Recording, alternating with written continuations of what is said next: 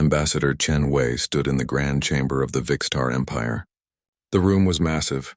Crystal walls stretched high above his head. Strange lights floated in the air like tiny stars. All around him, alien beings sat on floating seats. They were the leaders of the most powerful empire in the galaxy. Chen wore his best uniform. The blue fabric had small Earth flags on the shoulders. He held a datapad in his hands. His message was simple. Earth wanted protection under galactic law. Humanity asked for peace. The High Arbiter Zelmoth sat at the center of the council. He was old, very old. His skin looked like gray stone. His eyes were dark and cold. He had ruled the empire for 200 years. He had seen countless species bow before him. Chen began to speak. His voice was steady. Leaders of the Vixtar Empire, I come here today to ask for your recognition. Earth is a peaceful world. We have 40 billion people. We have built cities and farms. We have art and music. We only want to live in peace. A strange sound filled the chamber. It took Chen a moment to understand. They were laughing. All of them. The alien leaders were laughing at him. One of the council members spoke. His voice sounded like grinding rocks. One star system? You control only one star system? We have 40,000 worlds. Your entire species lives around a single yellow star. You are nothing, another voice joined in. This one was higher and sharp. Tell us about your fleet, human. How many ships do you have? Chen swallowed hard. We have 200 ships. They are good ships. Strong ships. We have trained crews and powerful weapons. The laughter grew louder. It echoed off the crystal walls. It made Chen's ears hurt. High Arbiter Zelmoth raised one hand. The laughter stopped at once. He leaned forward on his floating throne. 200 ships. We have 50,000. Your primitive engines take days to cross a star system. Our ships move faster. Your weapons are like toys. Your technology is old. Chen felt anger rising in his chest, but he kept his face calm. We may be young, but we are not weak. We ask only for the right to exist, to grow, to learn. Zelmoth's dark eyes studied Chen. Your system lies within our expansion zone. We need new worlds, new resources. Your planet is rich. Your star is useful. We will take them. Then you refuse our request for protection? Chen asked. We do not refuse. We simply do not care. Your request means nothing. You are a single-star curiosity, a joke. In 3 days, our fleet will arrive at your world. You will surrender, or you will die. The choice is yours, the council members nodded. Some made sounds that might have been agreement. Others just stared at Chen with cold eyes. Chen stood very still. He looked directly at High Arbiter Zelmoth. Then I must warn you. We have prepared for this scenario. More laughter, louder this time. Some of the council members slapped their seats. Others made strange whistling sounds. Warn us? Zelmoth said. What can you possibly do? Run, hide? Your ships are too slow to escape. Fight? You would lose in minutes. No, human. You have nothing. You are nothing. Chen bowed slightly. I have delivered my message. I have given you a chance for peace. What happens next is your choice. He turned and walked toward the exit. Behind him, Zelmoth spoke to his council. Send the fleet. 500 ships. Make it entertaining. I want to watch these humans realize how small they truly are. Chen stepped through the crystal doors. They closed behind him with a soft sound. He walked down the long hallway. His hands were shaking now. Not from fear, from controlled anger. He touched a device on his wrist. A small screen appeared in the air. This is Chen. The council has rejected our request. They are sending a fleet. 500 ships, a woman's voice answered. It was Admiral Sarah Kozlov. Understood. How long do we have? 72 hours. Maybe less, there was a pause. Then Kozlov spoke again. Her voice was hard as steel. Then we proceed with Project Threshold. Alert all ships. Begin final preparations. If they want a war, we will give them one they will never forget. Chen nodded even though she could not see him. They laughed at us. They called us a joke. Let them laugh, Kozlov said. They will not be laughing for long. Chen left the council building. Outside, his small ship waited. It looked tiny next to the massive Vixtar vessels. But Chen knew something the Empire did not. Size was not everything. Sometimes the smallest force could strike the hardest blow. He climbed into his ship and set course for Earth. The journey would take 3 days. He would arrive just as the Imperial fleet did. He would be there to see what happened next. Far away in the cold darkness of space, Admiral Kozlov stood on the bridge of her ship, the EDS Defiance. Around her, crew members worked at their stations. Screens showed data. Lights blinked. The ship hummed with power. "Ma'am," said her first officer, "all ships are reporting ready. Project Threshold is online. We can execute on your command." Kozlov looked at the star map. It showed Earth, their home. Their only home. And it showed the Imperial fleet approaching. 500 ships, more than twice the size of Earth's entire navy. But Kozlov was not afraid. She had spent 3 years preparing for this moment. 3 years of testing. 3 years of training. 3 years of building something the galaxy had never seen. A door opened. Dr. Marcus Webb entered the bridge. He was younger than Kozlov. He wore a white coat covered in coffee stains. His hair stuck up in all directions. He looked tired. "He had not slept in 2 days, Admiral," he said. "I need to tell you something. The threshold drive has never been tested at this scale. We have jumped single ships. We have jumped small groups, but never the entire fleet. The calculations say it will work. But calculations can be wrong." Kozlov turned to face him. "What are the risks?" Webb rubbed his eyes. "If even one ship's coordinates are wrong by a tiny amount, it could appear inside another ship. Or inside a planet. Or scattered across 1,000 kilometers of space. We could lose everything, and if we do nothing, then the Empire destroys us. They have 500 ships. We have 200. Their weapons are tested. Their tactics are proven. We would last maybe 20 minutes in a straight fight." Kozlov smiled. It was not a happy smile. "Then we do not fight straight. We fight smart. We use what they do not have. We show them that humans do not surrender. Ever." Webb nodded slowly. "Then I should get back to work. We have 72 hours to make sure every ship is perfect. Every calculation exact. Every system ready." "Do it," Kozlov said. "And Doctor? Thank you. For everything." Webb left the bridge. Kozlov turned back to the star map. The Imperial fleet was coming. They thought Earth was a joke. They thought humans were weak. They were about to learn the truth. Humanity was young. Humanity was small. But humanity was far from weak. And in 3 days, the galaxy would know it. Dr. Marcus Webb stared at the screen in front of him. Numbers scrolled past. Equations filled the display. He had been working for 16 hours straight. His team had been working even longer. "It should not be possible," said Dr. Sarah Kim. She stood next to Webb. Her eyes were wide with excitement.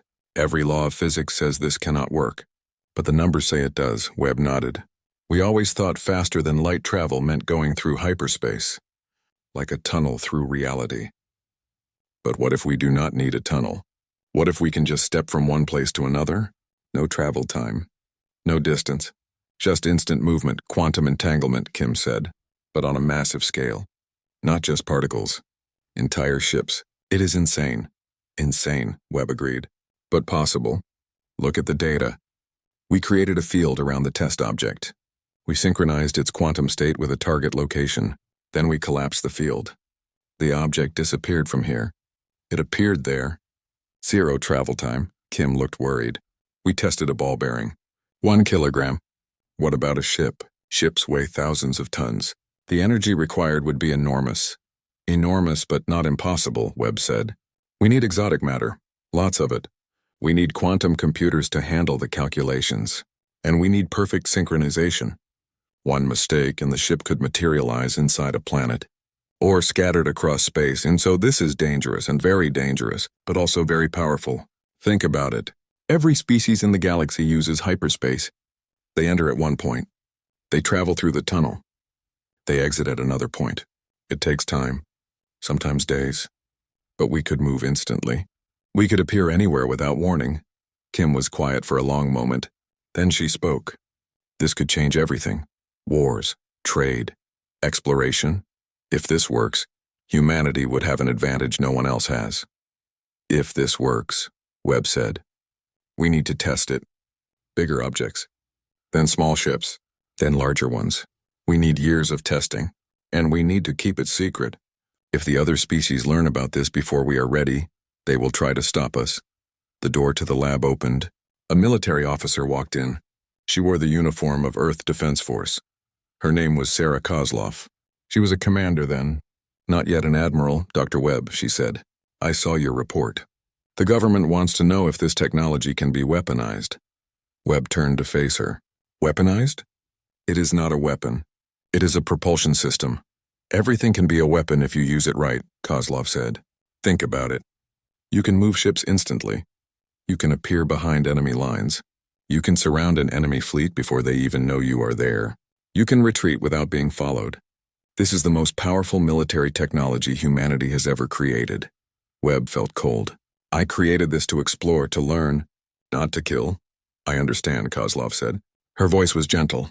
But the galaxy is not a safe place. There are empires out there. Big ones, powerful ones. They see Earth as weak, as prey. If we want to survive, we need every advantage we can get. Are we really in danger? Yes, Kozlov said. The Vixtar Empire is expanding. They take systems. They take resources. They do not ask permission. Right now, they think we are too small to bother with. But that will change. And when it does, we need to be ready. Webb looked at Kim. She nodded slowly. Then he looked back at Kozlov. If we do this, we do it right. Every ship gets the threshold drive. Every captain trains on it. We test everything 1,000 times. No shortcuts. Agreed, Kozlov said. How long will it take? 3 years. Maybe 4. We need to build the drives. Install them. Train the crews. And we need to do it all in secret. You have 3 years, Kozlov said. And unlimited funding. Build something that will keep humanity alive. Present day. 70 hours until the Imperial fleet arrives. The Imperial fleet moved through space. 500 ships. They traveled in formation. Each ship was massive. Dark metal hulls. Weapon ports along every surface. They were built for war. On the command ship, Fleet Commander Zaxthar watched the displays. He was a veteran. He had destroyed rebel worlds. He had crushed pirate fleets. He had never lost a battle. How long until we reach the human system? He asked. 70 hours, his tactical officer replied. The humans know we are coming. Their sensors have detected us. Good, let them be afraid. Let them see our ships and realize they cannot win. Perhaps they will surrender without a fight. Their fleet is gathering near their planet. 200 ships, all their military forces. Zaxthar made a sound that might have been laughter. 200 against 500. They are either very brave or very stupid. On Earth, Admiral Kozlov stood in the war room. Screens covered every wall. They showed the positions of every human ship. They showed the approaching Imperial fleet. They showed timers counting down. All ships report ready, said her communications officer. Threshold drives are online. Coordinates are locked. Every captain is standing by. Good, Kozlov said. How are the crews? Nervous but determined. They know what is at stake. They know this is the only way. Dr. Webb entered the war room. He carried a tablet. Admiral, I have the final calculations. The threshold jump will work. I am 99% certain. 99%? Kozlov asked. What about the other 1%? The other 1% is the margin of error. The possibility that something goes wrong.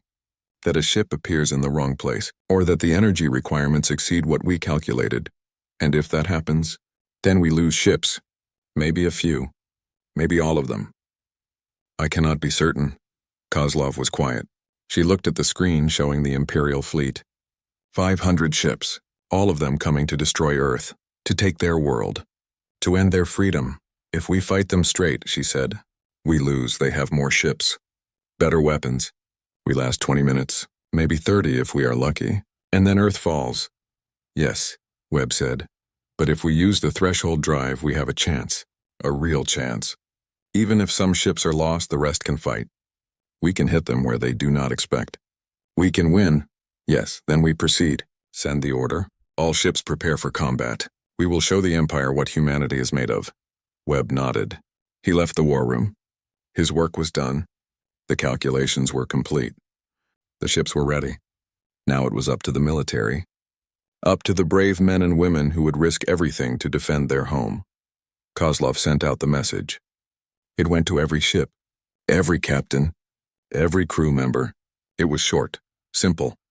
In 70 hours, the Empire will arrive. They think we are weak. They think we will surrender or die. They are wrong. We have something they do not. We have courage. We have determination. And we have the threshold drive. When they arrive, we will not run. We will not hide. We will fight. And we will show them that humanity does not bow. Stand ready. Stand strong. Earth depends on us. Across the fleet, crew members read the message. Some felt fear. Some felt excitement. All felt pride.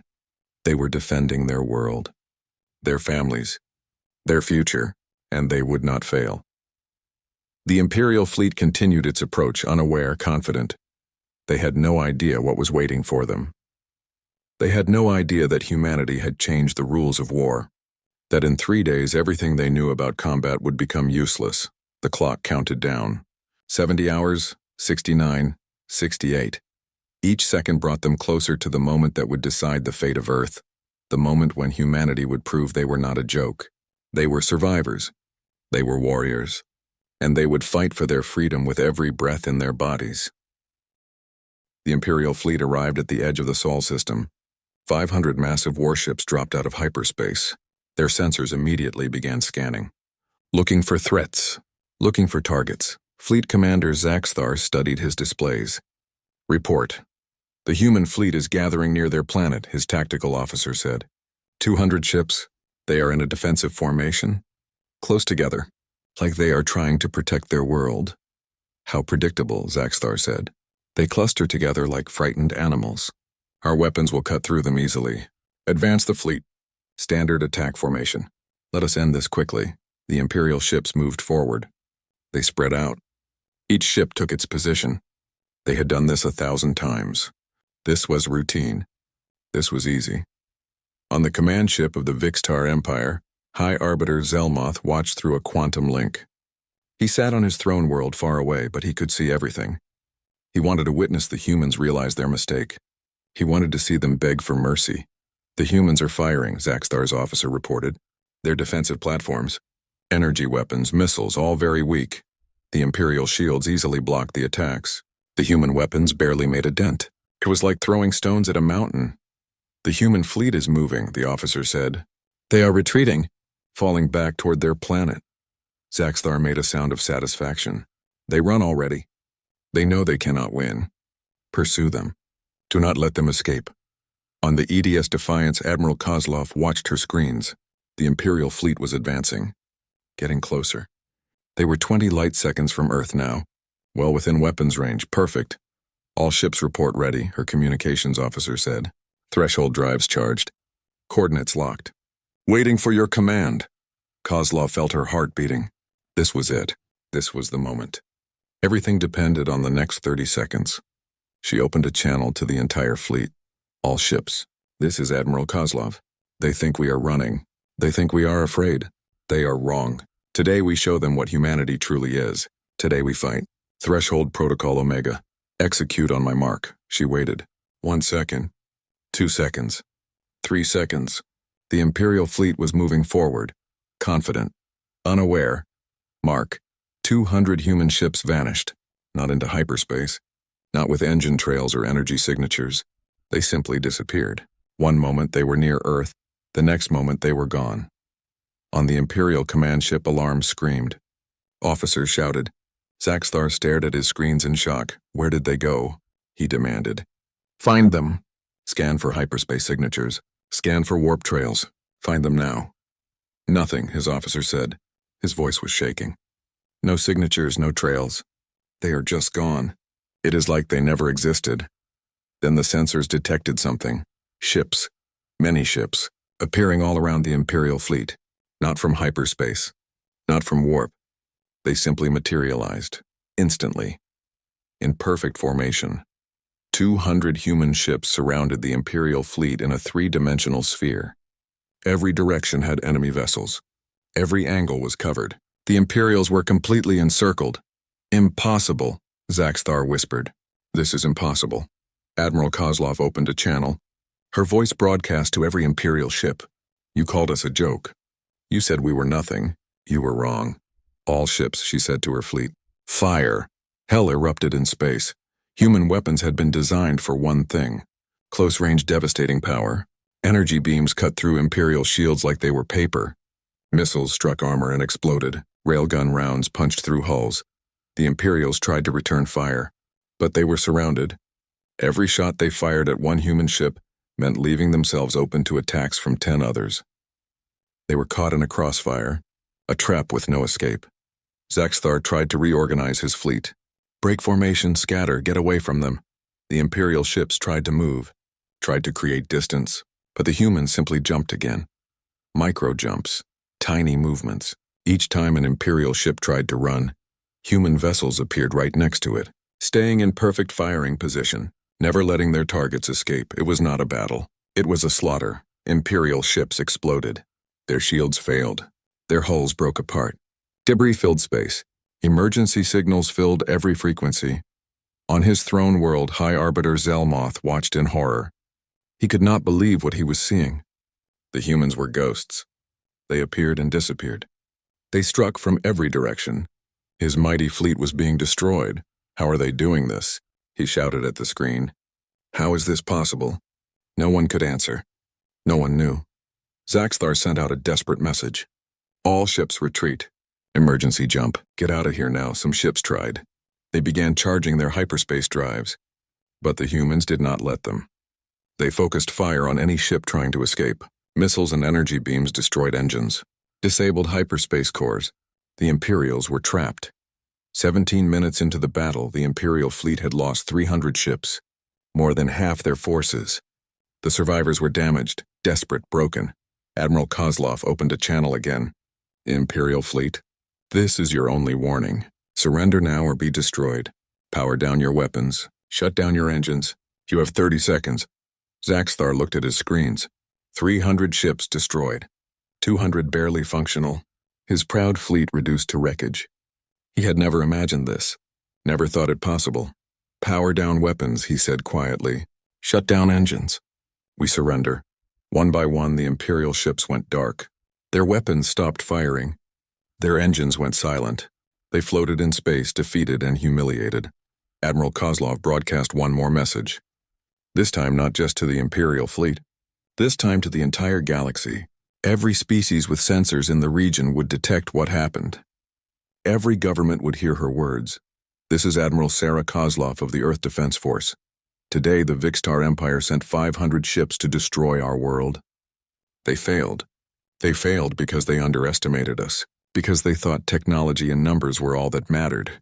They were wrong, she paused, then continued. We are releasing the surviving Imperial ships. They will return to their worlds. They will tell their leaders what happened here. They will explain that Earth is not a joke, that humanity is not weak, that we have the ability to defend ourselves, and we have the will to fight for our freedom. Another pause.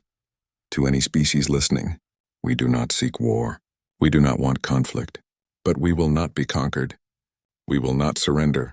Try to take our world, and you will learn what we learned today, that the size of your fleet does not matter, that your weapons and your tactics do not matter. What matters is the courage to stand and fight, and humanity has that courage in abundance. She closed the channel. Around her, the crew of the Defiance cheered. They had won. Against impossible odds, they had won. They had saved Earth, but Kozlov did not cheer. She knew this was not over. The Empire would respond. They would send more ships. This was just the beginning. But it was a good beginning, a strong beginning. Today, humanity had announced itself to the galaxy. They had proven they could not be ignored, could not be dismissed, could not be destroyed. The Imperial survivors began their long journey home. They would carry a message with them. A warning. Earth was no longer a joke. Humanity was no longer weak. The galaxy had a new power, and that power would not bow to anyone. The news spread across the galaxy like wildfire. Every species heard about what happened at Earth. The mighty Vixtar Empire had sent 500 ships. Only 200 returned. All of them damaged. All of them defeated. In council chambers and throne rooms, leaders asked the same question. How did the humans do it? How did 200 ships destroy 500? The answer terrified them. Instantaneous movement. No hyperspace, no warning. The humans could appear anywhere at any time. High Arbiter Zelmoth sat in his throne room. He had not slept in 3 days. He kept watching the recording of the battle.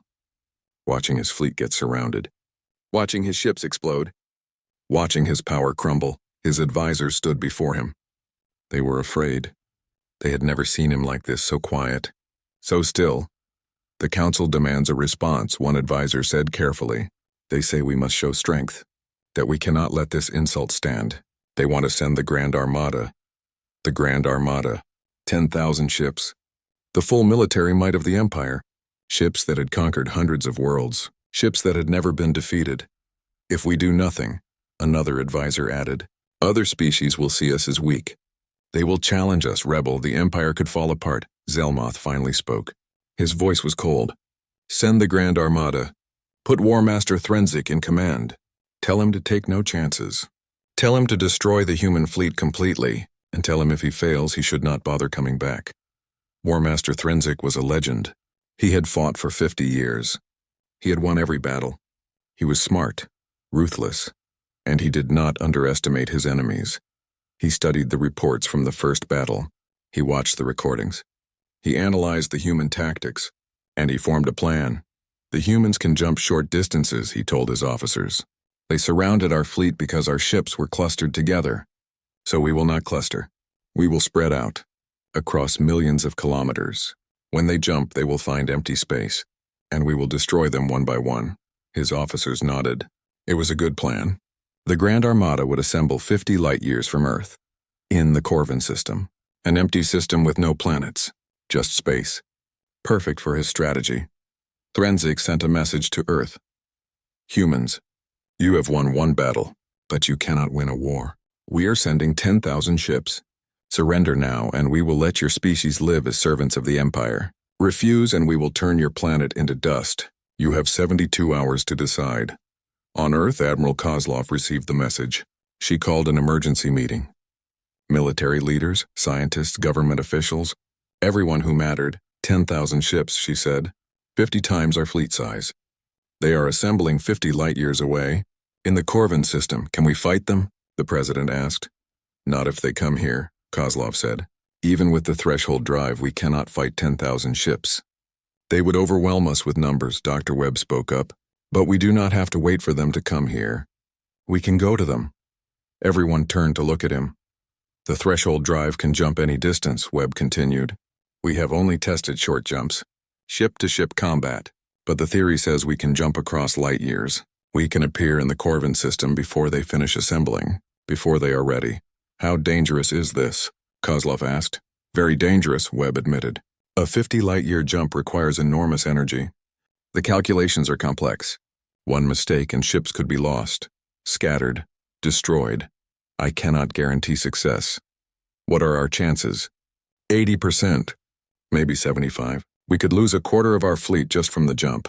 But if we succeed, we have the element of surprise. We can strike their command ships, destroy their leadership, make them panic. The room was silent. Everyone understood what this meant. It was a gamble, a huge gamble. But doing nothing was also death. I will not order anyone to take this risk, Kozlov said. This has to be voluntary. Every captain, every crew member, they need to choose. She sent out a message to the fleet. She explained the situation, the danger, the odds, and she asked for volunteers. Every single ship volunteered. Every single captain, every single crew member. Not one person backed down. We are with you, Admiral, one captain said. Earth is our home. Our families are here. Our children. If we have to risk our lives to protect them, then that is what we do. Kozlov felt tears in her eyes, but she did not let them fall. Then we prepare. Dr. Webb, you have 24 hours to finalize the calculations. Engineering teams, you have 24 hours to optimize the threshold drives. All crew, you have 24 hours to say goodbye to your families. In one day, we jump to Corvin, and we show the Empire that humanity does not surrender. Ever. Dr. Webb and his team worked through the night. They calculated trajectories, energy requirements, quantum synchronization patterns. They checked everything 3 times, 4 times, 5 times. They could not afford mistakes. On the ships, crew members spent time with their families. They held their children. They kissed their partners. They wrote letters, just in case they did not come back. Admiral Kozlov stood on the bridge of the Defiance. Her first officer approached. Ma'am, the fleet is ready. All ships report full power. All threshold drives are charged. We can execute on your command. Kozlov looked at the star map. Earth behind them. The Corvin system 50 light-years ahead. 10,000 enemy ships waiting. It was madness. It was impossible. But it was also humanity's only chance. She opened a channel to the entire fleet. All ships. This is Admiral Kozlov. In a few moments we will jump 50 light-years, further than any human has ever traveled instantly, further than anyone thought possible. Some of us may not make it. Some ships may be lost. But we do this because we must. Because our home depends on us. Because humanity depends on us, she paused, then continued. The Empire thinks we are weak. They think we will bow. They think we will accept slavery or death. They are wrong. We are humans. We are explorers. We are fighters. We are survivors. And today we prove it. Today we jump into the unknown. Today we strike at the heart of the enemy. Today we show them that Earth is not a joke. That humanity is not a joke. That we are a force to be reckoned with. Another pause. All ships. Threshold drive engaged. 50 light-year jump. Target Corvin system. Coordinates locked. Stand by for my mark. The bridge was silent. Every crew member held their breath. This was it. This was the moment. Life or death. Victory or defeat. Everything hung in the balance. Kozlov took a deep breath. She thought of Earth, of the billions of people depending on her, of the future they were fighting for. Then she spoke one word. Mark. 200 ships vanished from Earth orbit. The space around the planet suddenly empty. Silent. The longest-range jump ever attempted had begun. 50 light-years in an instant, and no one knew if it would work. The Corvin system was empty except for the Imperial fleet. 10,000 ships spread across millions of kilometers. Warmaster Threnzik had positioned them carefully. No clusters, no groups. Each ship had space around it. If the humans jumped in, they would find no easy targets. Threnzik stood on his command ship, the Eternal Fist, the largest warship in the Empire. He studied his displays. Everything was ready. Weapons charged, shields up, sensors scanning. The humans would come, and when they did, he would be ready. Movement detected. His sensor officer suddenly shouted, "Energy spike!" Massive energy spike. Right in the center of our formation. Threnzik's eyes widened. Impossible. They are 50 light-years away. They cannot jump that far, but they could. And they did. 200 human ships materialized in the Corvin system. Not scattered. Not spread out. In tight attack formation. Right in the middle of the Imperial fleet. Right where Threnzik's command ships were gathered. The jump had worked.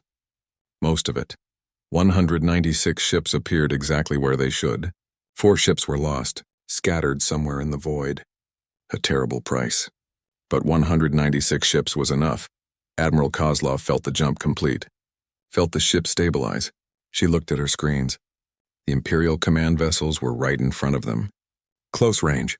Perfect range, all ships, she commanded. Target command vessels.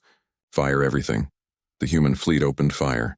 Energy beams, missiles, railguns, all directed at the Imperial command ships. At the vessels that controlled the fleet. At the brain of the enemy. Explosions lit up space. Command ships had strong shields. Strong armor. But they were not designed to take fire from nearly 200 ships at once. Shields failed. Hulls cracked. Systems exploded. Threnzik grabbed his console as his ship shook. Return fire. All ships return fire. Converge on the humans. But his fleet was spread out. That was the plan. To avoid being surrounded. But now it meant his ships were far away. They would take minutes to reach the battle. Minutes the command ships did not have. The humans did not just shoot. They moved. Micro-jumps between volleys. Appearing, firing, vanishing. Appearing somewhere else. They were like ghosts, like demons. Impossible to predict. Impossible to target. They are targeting our communication ships, Threnzik's officer shouted. They are cutting off our command network. Threnzik understood. The humans were not trying to destroy the entire fleet. That would be impossible. They were destroying the command structure, making it so the Imperial ships could not coordinate, could not work together, turning 10,000 ships into 10,000 individuals. It was brilliant. It was ruthless. It was working. Human Marines began boarding operations. Small ships jumped directly onto Imperial vessels. They cut through hulls, stormed inside. captured control rooms. The Imperials had never fought an enemy that could board them so quickly. So easily, the battle lasted 4 hours. 4 hours of chaos, 4 hours of destruction. When it ended, 3,000 Imperial ships were destroyed. Another 2,000 were captured. The rest were scattered, leaderless, confused. War Master Threnzik was dead. His ship destroyed in the first wave. The greatest military commander of the Empire. Gone. Admiral Kozlov broadcast to the surviving Imperial ships. Imperial fleet. Your command is destroyed. Your War Master is dead. You cannot win this battle. Power down your weapons and surrender, or continue fighting and be destroyed. The choice is yours. One by one, the Imperial ships surrendered. They had no choice. No leadership. No coordination. And no will to die for a battle that was already lost. On his throne world, High Arbiter Zelmoth watched it all happen. He watched his Grand Armada fall apart. He watched his War Master die. He watched humanity do the impossible. Again. For the first time in 200 years, he felt true fear. This species, these humans, they were not weak. They were dangerous. Very dangerous. A communication request came through. From Earth, from Admiral Kozlov. Zelmoth accepted it. Kozlov's face appeared on his screen. She looked tired, but determined, strong. High Arbiter Zelmoth, she said, we have destroyed your fleets. Both of them. We did not want this war. But you forced our hand. Now you must make a choice. Zelmoth said nothing. He just listened. You can send more ships, Kozlov continued. You have 50,000 in total. You can throw them all at us, and we will destroy them. Every single one. Because you cannot defend against us. You cannot predict where we will appear. You cannot stop us from striking at your heart. We can appear anywhere, anytime, and you will never know when we are coming. She paused. Let her words sink in. Or you can accept peace. Recognize Earth as a sovereign system. Leave us alone. Let us grow. Let us live. We do not want your territory. We do not want your resources. We only want to be left in peace, Zelmoth finally spoke. His voice was quiet. Defeated. What guarantees do I have that you will not attack us? The same guarantee you gave us, Kozlov said. None, but understand this. We came to your council in peace. We asked for protection. You laughed at us. You called us a joke. You sent your fleets to destroy us. We defended ourselves. We proved we are strong. Now we offer you what you denied us, peace, a chance to coexist. Take it or leave it. But know that if you choose war, we will not stop until your empire is broken. The throne room was silent. Zelmoth's advisors waited. They knew this was the most important decision of his long life. Finally, Zelmoth nodded. I accept. Earth is recognized as a sovereign system. The Empire will not interfere with human space. We will have peace. A wise decision, Kozlov said. We will release your captured ships, your surviving crews. They will return home, and they will tell everyone what happened here, that humanity is not weak, that Earth is not a joke, that we are a force that must be respected. The communication ended. Zelmoth sat alone on his throne. 2 battles, 2 defeats, 5,000 ships lost, and all because he underestimated a species with a single star system. The news spread across the galaxy even faster than before. Humanity had defeated the Vixtar Empire twice. The Grand Armada was destroyed. Peace was declared. And every species in the galaxy now knew one thing for certain. Earth was not a joke. Humanity was not weak. They had technology that no one else possessed. They had courage that few could match. And they had proven they would fight to the death to protect their freedom. Within days, ambassadors from dozens of species requested meetings with Earth. They wanted trade agreements, defense pacts, technology sharing. Humanity had become important, respected, feared. Dr. Webb and his team began carefully sharing threshold drive theory with allied species. Not the full technology, but enough to help them understand. Enough to shift the balance of power in the galaxy. The old empires would no longer dominate. New alliances would form. The galaxy was changing. Admiral Kozlov stood on Earth in a park near her home. She watched children playing, families laughing, life continuing as normal. They did not know how close they had come to destruction, how close humanity had come to slavery or death. A young officer approached. Ma'am, intelligence reports that several other empires are increasing their military spending. They are concerned about the threshold drive. They may try to develop their own version. Or they may try to attack us before we grow stronger. Kozlov nodded. Let them try. We will be ready. We are always ready. And if they come, they will learn what the Vixtar Empire learned, that humanity does not bow. That Earth is our home, and we will defend it with everything we have. She looked up at the sky, at the stars. Once humanity looked at those stars and felt small, felt weak, felt alone. Now they looked at those stars and saw opportunity, saw a challenge, saw a future worth fighting for. Earth was no longer a joke. Humanity was no longer weak. They had announced themselves to the galaxy. They had earned their place among the stars, not through conquest, not through cruelty, but through innovation, through courage, through the will to stand and fight when all seemed lost. In orbit above Earth, 300 new ships were under construction, each one equipped with a threshold drive, each one ready to defend humanity's freedom. The galaxy would never underestimate them again. And somewhere in the darkness of space, other species watched. Other empires plotted. Other threats waited. But humanity was ready. They had proven themselves once. They would prove themselves again, as many times as necessary, because that is what humans do. They survive. They adapt. They overcome. And they never, ever give up.